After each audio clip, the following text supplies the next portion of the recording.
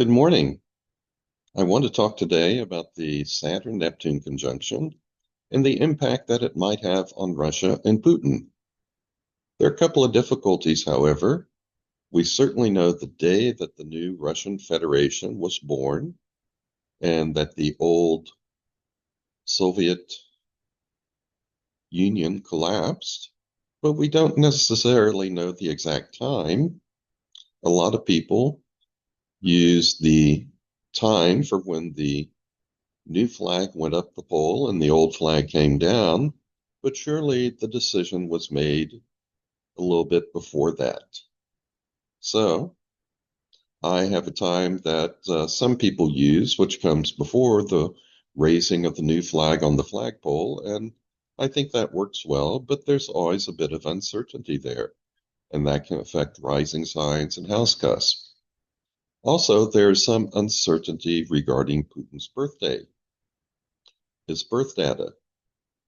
At astro.com, it's classified as dirty data.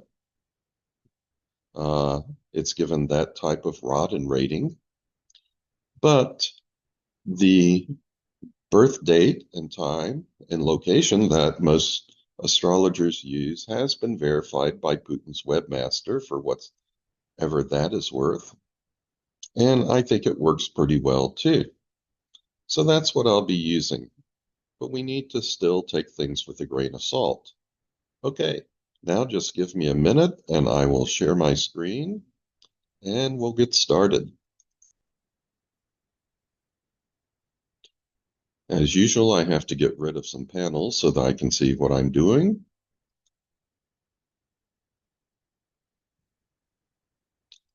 Just about there. And I think we're ready.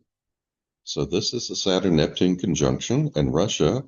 My thoughts for the Mundane Astrology Special Interest Group, Part 4, and my name is Christopher Benton. Okay, let's start with Russia.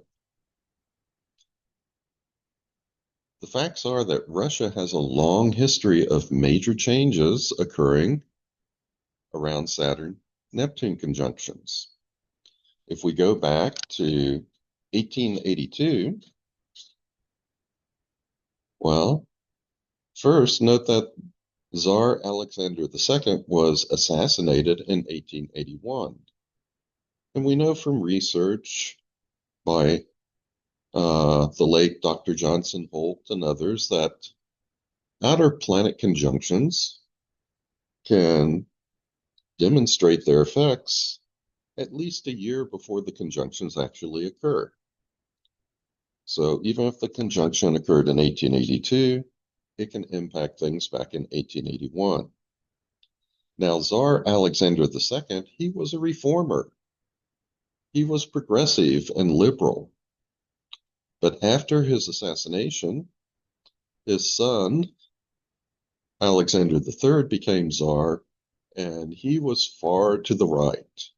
And among other things, he put a lot of restrictions on Jews in Russia, restrictions that are known as the May Laws. Now, when we had a conjunction in 1917, there was the collapse of the Russian army, disintegration of the Russian Empire, food riots, the Bolshevik Revolution, abdication of Tsar Nicholas II. Also, around that time, America entered World War I, the Spanish flu began in 1918, and radio became very popular. Now, there were a series of conjunctions in 1952 and 53, and those conjunctions saw the death of Stalin, a couple of uprisings in Russia, and also television was becoming very popular.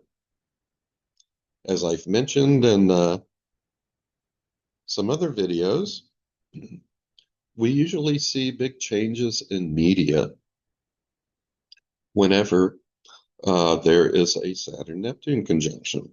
Neptune seems to have something to do with media. It's new visions that come along. Old structures go away. And then we have the series of conjunctions in 1989. And around that time, the Soviet Union withdraws from Afghanistan. We have the fall of the Berlin Wall, followed a few years later by the dissolution of the Soviet Union. There was the ending of communism in the Eastern Bloc of Europe, the Velvet Revolution in Czechoslovakia, overthrow of the communist dictatorship in Romania, perestroika, which literally means restructuring, continued in the Soviet Union, and the Cold War officially ended. I think it's back on now, though. And elsewhere in the world, South Africa began to dismantle apartheid. There were protests in Tiananmen Square. China makes democratic reforms under Deng Xiaoping. Brazil has its first presidential election after the end of military rule. And the first internet service providers emerged, along with the first written proposal for the World Wide Web. These were public internet service providers. The internet had been in existence for a while, but its use was constrained to people in the military and academics. And then we also had 24-hour news gaining popularity, CNN's 24-hour news, and it attracted a lot of people's attention because it was giving live coverage of the events in Tiananmen Square as they unfolded. And of course, the big question is, what is going to happen on February 20th of 2026? Well, we've already talked about a lot of things in other videos. When it comes to what will be the new thing in media, I've thought about that, and it's occurred to me that it's not just artificial intelligence, but the way in which people are interacting with artificial intelligence. With the artificial intelligence bots or applications that are out there for free for people to use, people are using them to help improve their writing. They are carrying on discussions with them. I know one person, I have one friend, an elderly friend in California, a Jewish friend who lost his wife, but every week he uses artificial intelligence to help carry on a discussion about what that week's Torah portion means. So to study the Torah and the Hebrew Bible, he can actually discuss things with artificial intelligence, and there are questions and answers that go back and forth. And people are also using artificial intelligence to help them write code for computer programs. So we are moving into this era where artificial intelligence can be used in an interactive manner. People can type in questions, comments, or they can even say them verbally in many instances and have a verbal back and forth discussion. There are also applications driven by artificial intelligence out there that are like the old translators on Star Trek. You can say something into English, and then it will verbally translate that into, for example, Spanish. If the person you're talking to understands only Spanish, they will say something in Spanish, and it will verbally translate it back into English for you. Back in the old days when Star Trek: The Next Generation was on TV, I was always impressed by the way that Chief Engineer Geordi LaForge did problem solving. He didn't sit down with pencil and paper and start writing equations like I would. He did not write these things on a blackboard to figure them out.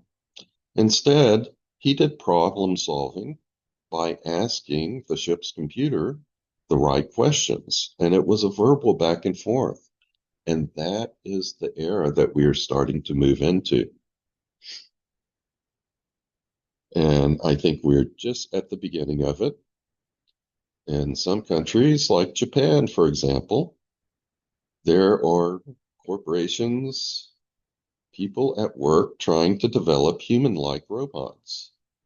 And when these human-like robots are powered by artificial intelligence, that's going to be a real game changer.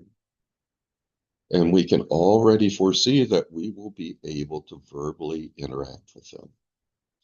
So I suspect that that is probably the next thing that is coming along in media.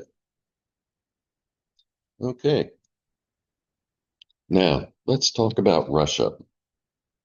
One of the problems is that Russia is still a very closed society, and so it's hard to know what is really going on inside the government. Nonetheless, according to this article that appeared earlier in 2025, the collapse of Russia has already begun. And on the next slide is a more recent timeline. Now, despite Russia being a closed society, the one thing we can have a high level of confidence in is that there will be some big change in Russia, because there's always some momentous change or transition that has occurred around the time of Saturn-Neptune conjunctions. There's a long history of that. Okay, on this slide, which has a more recent news article, it says Putin advisor warns Russia risks new civil war and internal collapse of nation. So that could be brewing right now. As I said, we don't know precisely when the decision to form a new Russian Federation was made, but if this midheaven is correct, then Russia will also be strongly impacted by the upcoming Saturn-Neptune conjunction. I have a feeling that this is pretty correct. The time here, local time in Moscow, was about 5:20 p.m. I think maybe an hour later or so, the new Russian flag went up the pole, the old Soviet Union flag came down. And if this is accurate, you see that the midheaven is at 1 degree 20 minutes of Aries, and that is pretty close to where the Saturn-Neptune conjunction is taking place. If it does, then that probably really signals a change in leadership in Russia. Now, one thing I want to point out here is this Saturn-Chiron opposition that exists in this chart for the new Russian Federation that began in 1991. Interestingly, the July 1776 charts for America also have a Saturn-Chiron opposition. Now, in this case, Russia has the potential to literally be a light unto the nations, as does America. Chiron, in its higher aspect, is a drive to transcend the visible world and enter into this more joyous, more larger, invisible spiritual realm. And with Chiron in Leo, Russia could be the leader in this kind of transformation. And if that spiritual insight is integrated with Saturn in Aquarius, presumably in the seventh house, they can infuse the structure of other nations and groups with this higher spiritual inspiration. That is the best way that this opposition could work out, but that is not the way in which it is working out right now. Instead, what Russia is doing is it is wounding the structure of other nations, and particularly the nations surrounding it. Now, I'm drawing your attention to the Saturn-Chiron opposition because it is going to be repeatedly activated and stimulated over the next few years. And that suggests that Russia could be either on the giving or the receiving end of a lot of wounding and a lot of restriction and frustration. Okay, here I have a bi-wheel with this chart for Russia on the inside and the transits at the time of the Saturn-Neptune conjunction on the outside. And they're not looking all that great. We have presumably transiting Saturn and Neptune conjunct the natal midheaven. Transiting Pluto is conjunct natal Saturn, so this is pretty tight, and we're getting this Saturn-Chiron opposition activated in Russia's chart. Transiting Mars is square natal Pluto. That is going to be very militaristic. Also, Pluto in this chart can represent Putin. And the chart that we believe is fairly correct for Putin, he has Scorpio rising and Pluto on the midheaven. So Pluto also represents the man in power here, Putin. And let's see, we also have transiting Pluto is making a semi-square to natal Mars, so that can also result in more aggressive behavior. All in all, it looks like Russia will be embroiled in conflict and aggression of some sort. That's certainly happening externally now. It could also happen internally, and it could be some acts of aggression against Putin, possibly. Now, if we look at the transits to Russia's chart from 2026 through 2029, we're going to see that Saturn-Chiron opposition being stimulated, poked at repeatedly. And as far as having transiting Pluto conjunct natal Saturn, look how long that is going to last in 2026. It's from mid-February through the end of July. So, as with everything in astrology, there are several ways in which this could work out. But once we understand how it's manifesting, that is going to go on for quite a while. Also, fairly prominent is transiting Neptune square Sun. And the Sun in a chart, I said earlier that Pluto in that chart represents Putin, but so does the Sun. In a mundane chart for a country, the Sun can often represent the ruler. And with Neptune square Sun, this could be Putin becoming more delusional, suffering from dementia,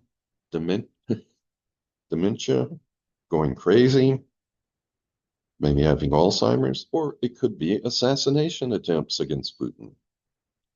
Whatever it is, this is also going to last for quite a while, essentially from April through the end of October, with a little bit of a break in July.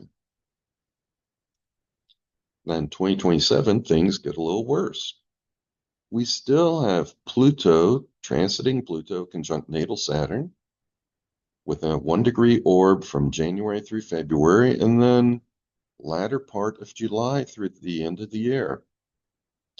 At the start of the year, transiting Uranus will be making a square to the moon. The people might become more rebellious, more revolutionary during this time, from January through the end of March. I'm sure there are other possibilities, but that's definitely one that we have to keep an eye on. And then we still have transiting Neptune making a square to the Sun. That's going to be strong in February and March, and returns again in November and December. And last but not least, we have transiting Chiron will begin making a square to natal Saturn. It's within 1-degree orb, but doesn't get exact. That will be July through September. So this is another way in which that Saturn-Chiron opposition in the natal chart is being stimulated. In 2028, in January, we're at the tail end of Pluto conjunct Saturn. But then, right at the end of February, Pluto in opposition to Chiron begins. And let me go back to Russia's chart for a second here. As a transiting planet moves from Saturn on to Chiron, that's gonna be essentially one whole long period in which this opposition is being stimulated.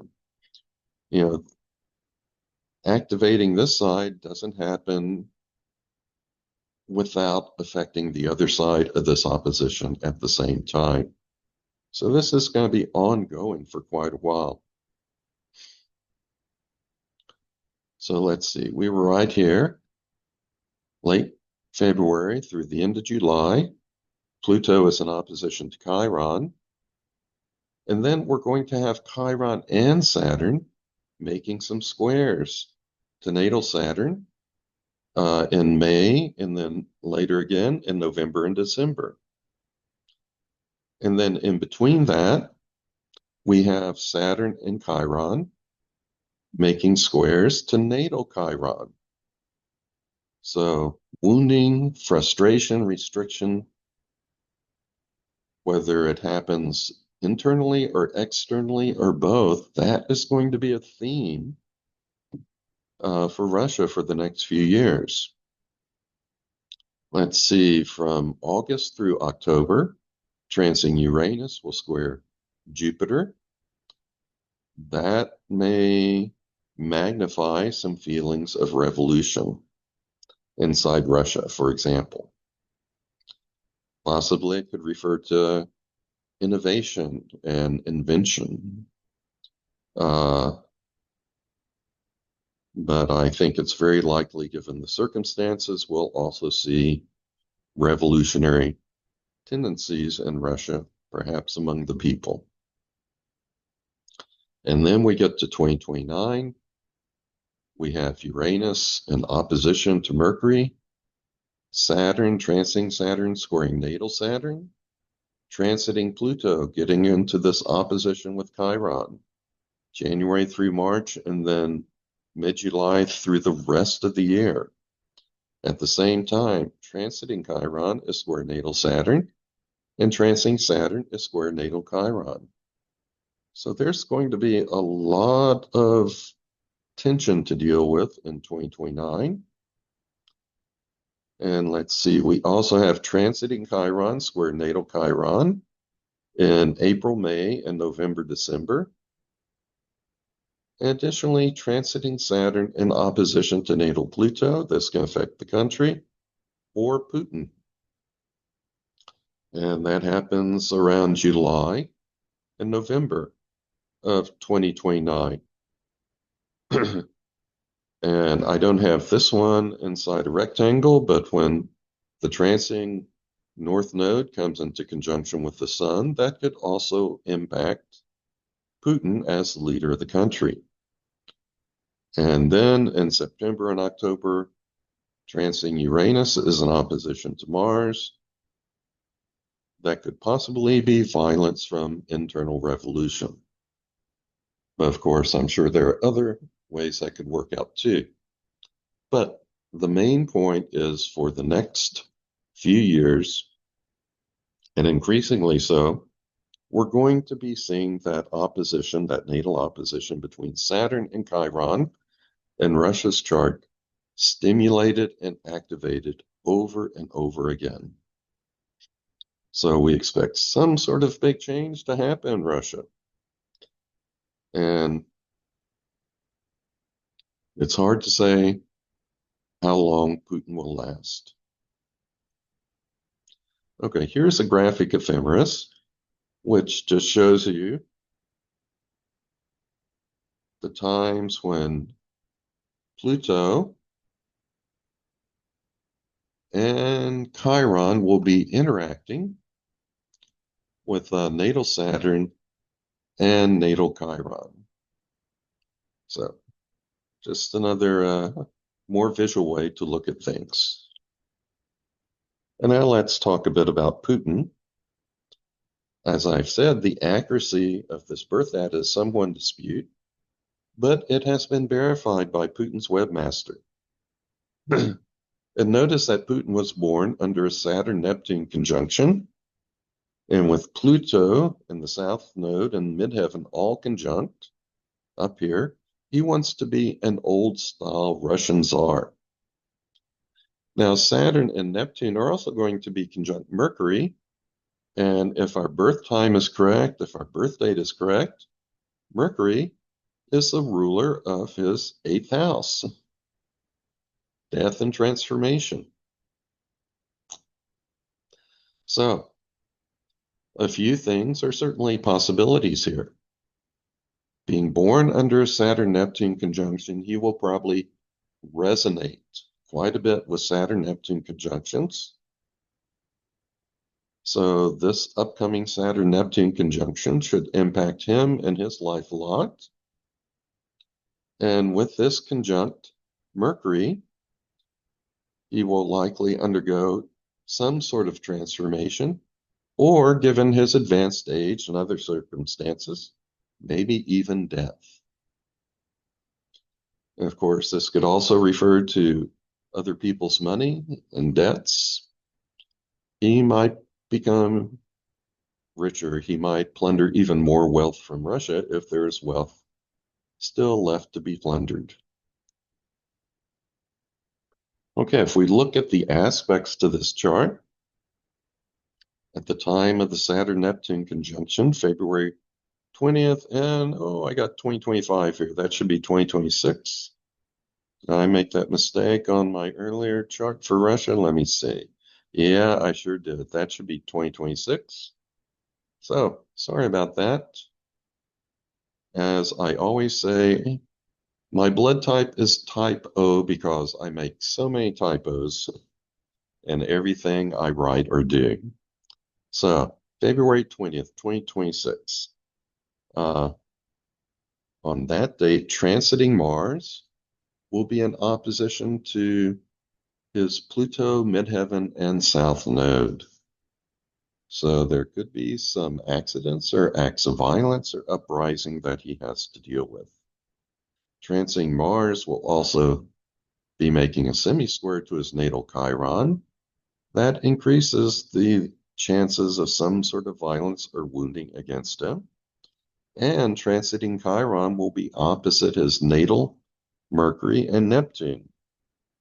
So it is conceivable that he could be attacked, he could be wounded, he could die.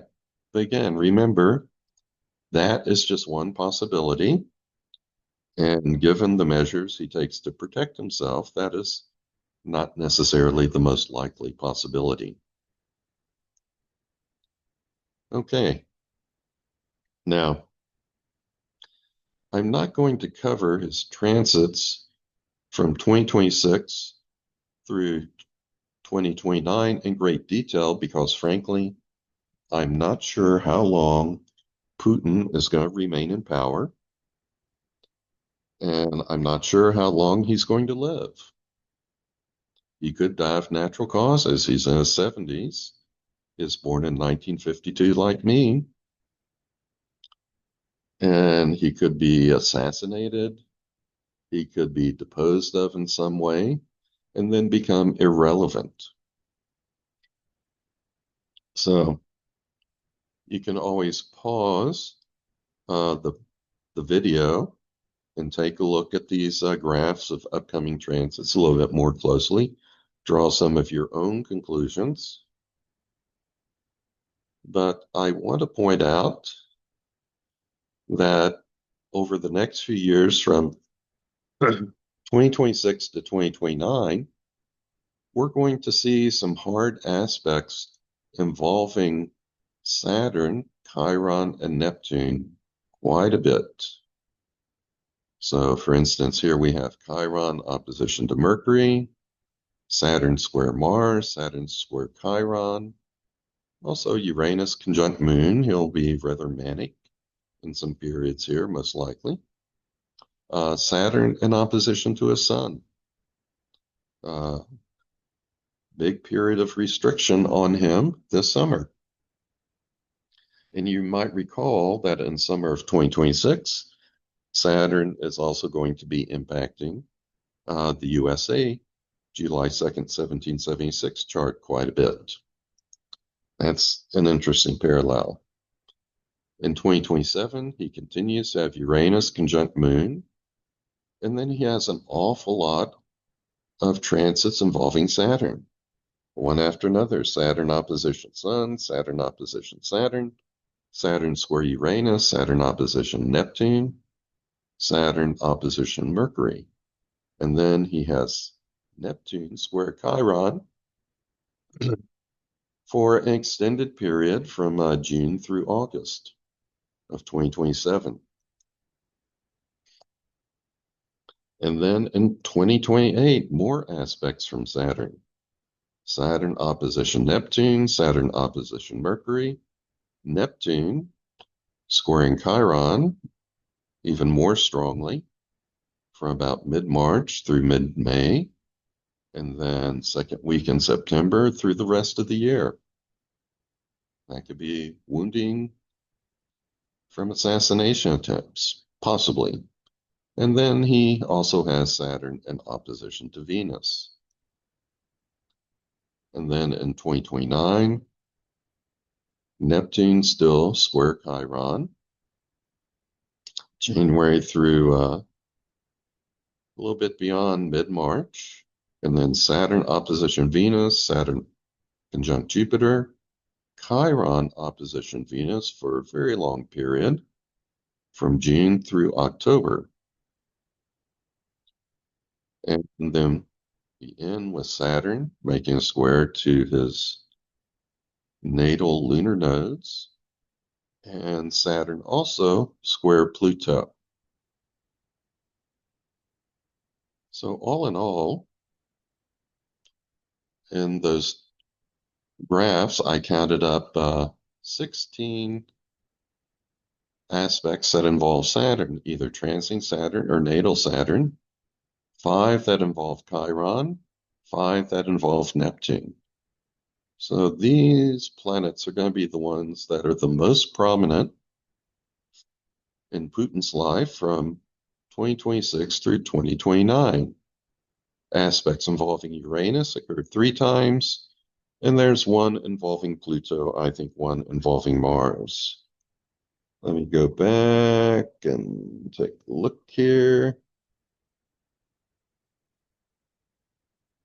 And yeah, I just see one with Pluto and one with Mars, if I'm not mistaken. Okay. So I think that ends this slideshow. Let me stop sharing my screen. And that's it for Russia and Putin.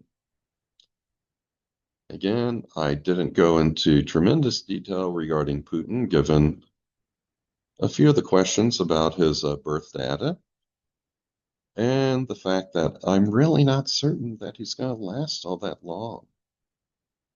It's possible that 2026 will be his last year in power or his last year just being alive. But if he does endure through that period from 2026 through 2029, Saturn is going to be quite prominent, and you will probably have to deal with a lot of challenges, a lot of restrictions and frustrations of one sort or another. And then, just as America has a rocky road ahead for the next few years, I believe for America, the most critical years are 2027 and 2028. For Russia, perhaps the most critical years are 2028 and 2029. So both countries, I think, are going to be going through a lot of changes, not necessarily war with one another, but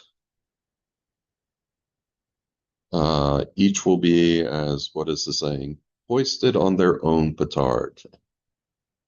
Uh, each is going to have to some extent, deal with its own past karma, the results of its own past actions. And by the time we get to 2030, each nation may be very different from what they are today, possibly. But as I say, this is just a weather report. The other big variable in every astrological equation is free will.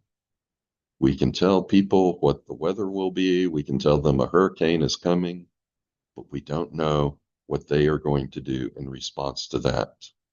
If it's a hurricane, whether they evacuate the area, seek safe shelter, or just say, I'm going to stay right here in this beach house on the shore and everything will be fine, when it won't be.